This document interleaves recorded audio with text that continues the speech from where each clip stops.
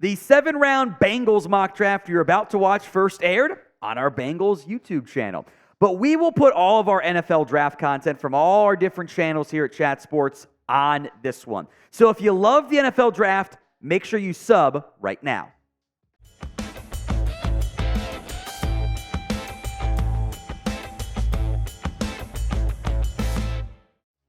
Welcome into Bengals Breakdown. I am Tom Downey. Coming up on today's show, a 7-round mock draft for the Cincinnati Bengals based on their current picks. Comp picks not included. I'm sorry, they are not in the draft sims at this stage. And it's really cheating if I just give the Bengals extra picks that end up being 20 picks earlier than what they would normally with another comp pick. So my apologies, just the straight 7 picks here. We will have other future NFL videos, of course, here on the channel. So I want you guys to pick our next segment. I'll make this a poll on the community page as well. What do you want next? We'll do some news and rumors too. But draft targets or ideal offseason plan? D for draft targets in round 1. O for ideal offseason plan. We'll do them both, but what one do you guys want next? Go vote for me in the comments section. Let's move then to the first round, all right? Some notable players off the board. Not going to go through all 17 picks. Marvin Harrison's gone. Top defender's gone, or Dallas Turner, a bit of a run on corners, by the way, capped off by Terrion Arnold at 16. What stings me the most here is the top 3 tackles are gone. Joe Alt, J.C. Latham, and Olu Fashanu. Brock Bowers goes 14. Wouldn't have been nice if he had slid to you at 18. And the receivers go. Marvin Harrison, Keon Coleman goes 6th. Balanced out by Malik Neighbors going 10. And the Patriots traded up to 17 to take Rome Odunze after they took a quarterback, by the way, at number 3. So you miss out with Odunze. It would have been a home run pick by the Bengals. Instead, at 18, I don't love the defensive class for the most part. There are guys I considered, more on them in a little bit. I'm going to go with Taliese Fuaga, the offensive tackle out of Oregon State. Jonah Williams is going to get a deal that will probably surprise you how much it costs. And I don't think the Bengals should pay it. So I'll get a plug-and-play replacement option here on the right side of the offensive line. Fuaga was really good this past year for Oregon State. 0 sacks allowed, 2 hits, 10 hurries. His run blocking grade per PFF was 90.9. He played awesome football, and defense needs help. Don't get me wrong. I want to make sure Joe Burrow is protected as much as humanly possible. And I think getting Fuaga on a cheap deal for 4 to 5 years, then you pay him whatever, if he hits, I think is a really smart investment for Cincinnati. Other players who were on the board. I actually like Liatu Latu a lot out of UCLA if the medical checks out. But you just spent a first-round pick on Myles Murphy. I can't take another edge with Hendrickson under contract. Amarius Mims, also an off-tackle prospect, but I want the just pure right tackle option over the younger, maybe more upside piece. The other guy I really considered here was Jerzon Newton, who I like a lot. I'm going to gamble on a defensive tackle or two falling to me in the second round, maybe a bigger-bodied one to help my run stopping, which was such a problem this year for Cincinnati, even with DJ Reader healthy. Brian Thomas, next best receiver. Chop Robinson, highly rated as well, but it came down to Newton or Fuaga for me. Who do you want to draft in round 1? A lot of routes you can go. It'll be today's pinned comment, so if the ad comes here on YouTube, take advantage of it. Head down there and let me know. Notable guys off the board in round 2. Byron Murphy went off the board at 36. That one stung. Graham Barton would have been a fun pick. Go to 9.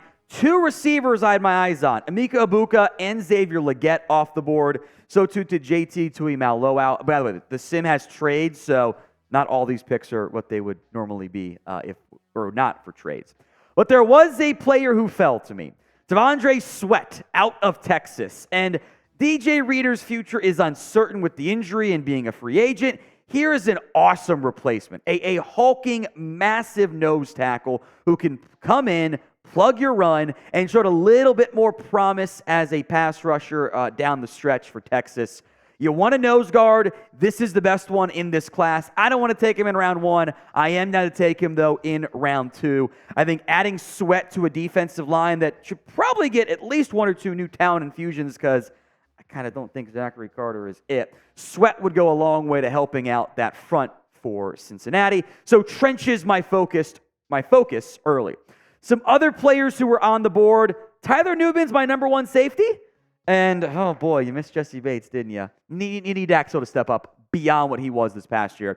Jordan Morgan was there too, and tell you what, man, if you told me Sweat and or Newton and Morgan would have been a really intriguing option there as well. It's the whole Chase Sewell debate, right? Which in the end, remember that beta was going to be, we'll just take Sewell and take Terrace Marshall, or we'll just take Chase, take Jackson Carman. You were right no matter what in round 1, and wrong no matter what in round 2. JT Sanders there is a tight end option. Cooper Beebe if you want a potential left guard option. Troy Franklin brings speed too. Thought about receiver pretty heavily with the guys left on the board. Now we are inside of 200 subs away from 6,500. Help us get there. More off-season videos here to come on the channel. Do not miss out. Hit that sub button right now. I'll be honest, the run on picks here, 65 to 69, hurt me. 3 guys we just looked at, right? JT Sanders, Troy Franklin, Cooper Beebe, Jalen McMillan off the board at 74 to the Falcons from Washington, which surprised me because on the board is a guy that I could easily see go 40 picks earlier come the actual NFL draft because all the mock draft sims are broken when it is January, and they're kind of broken all the way through anyway. It's Ja'Lynn Polk out of Washington, who I think is the second best wide receiver on the Huskies. Odunze, of course, number 1. I think McMillan's 3rd. Polk's numbers this year were awesome. 69 catches, very nice. 1,000 plus yards at 16.8 yards per catch. 9 touchdowns. Fits the mold of an outside wide receiver. If you do not keep T, which I think is a very real possibility, Polk in the 3rd is a home run to pair with Charlie Jones and Andre Yoshivas, with Jamar Chase remaining your number 1 piece. Other guys who were on the board in round 3, Chris Jenkins, if you want to double dip at DT early out of Michigan. Bucky Irving, the running back out of Oregon. Tez Walker, the UNC transfer, brings you some speed. Two OSU players. Michael Hall, who streaky flashes, inconsistent player still. And Cade Stover was the number 1 tight end left on the board for me.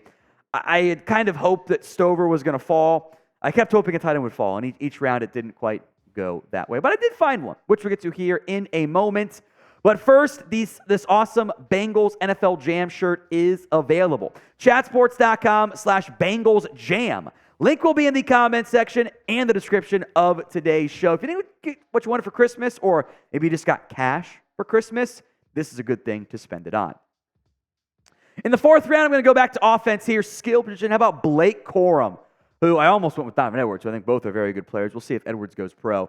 Corum, I think, is a fantastic fit to pair with Chase Brown. Corum can be more your thunder, your early down back. Brown can be kind of your 3rd down explosive back. All Corum does is score touchdowns. Look at this. 15 games played, 27 touchdowns. 12 games played, 18 touchdowns. 12 games played, 11 touchdowns. Didn't play much in 2020 in the COVID-shortened season. Blake Corum is an undersized, limited in terms of his production, 3rd down back, but he's got that bowling ball, thick lower body build I love out of my backs. I think Corum in the 4th round, kind of the middle of the 4th round, outside the top 100, that's how you should invest in your backfield. Don't overdraft guys. Don't pay guys big money. I'm not sure Joe Mixon's going to be back. Here's a cheaper alternative. You can spend some of that Mixon money on, maybe a defensive line or some more secondary help, potentially. Other players on board, Audric Estime is also a fun piece from Notre Dame, fits a similar mold. 2 good offensive linemen I think could rise on these sims. Jackson Powers Johnson, center from Oregon, who might be center 1 for some people. I got Graham Barton in that spot. Brevin Spann-Ford from Minnesota. I thought about him a lot at tight end.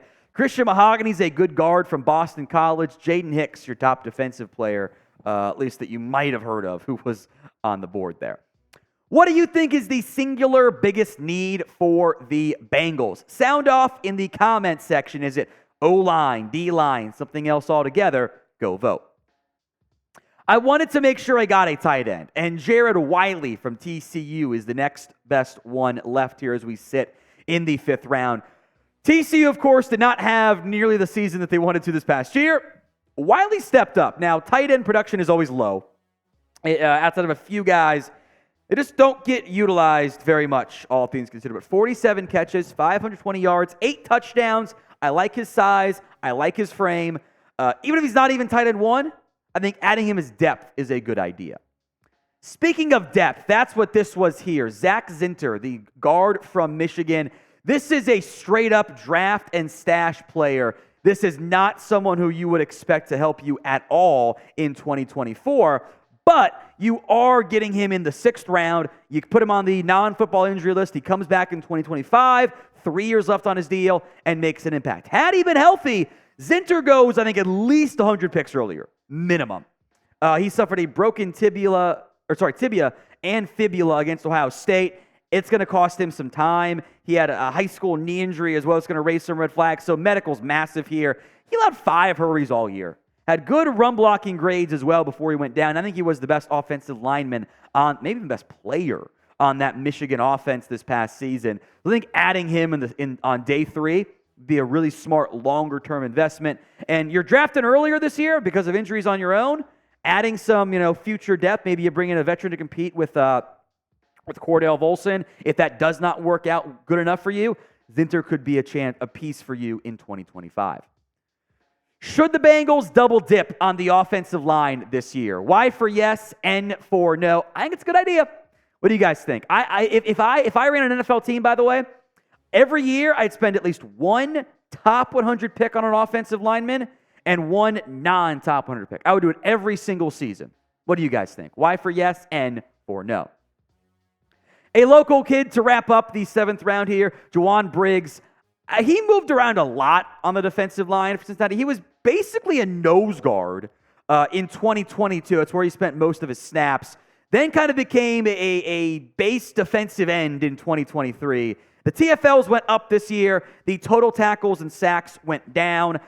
I think if you let him be kind of more of a 3 technique, or you can try to give him some more 5 technique stuff. He has the size for it. I think that might be a little bit better. I think to a certain extent he kind of played out of structure or out of position a little bit at Cincinnati. But local guy, you're in the 7th round. Can't have a bad 7th round pick.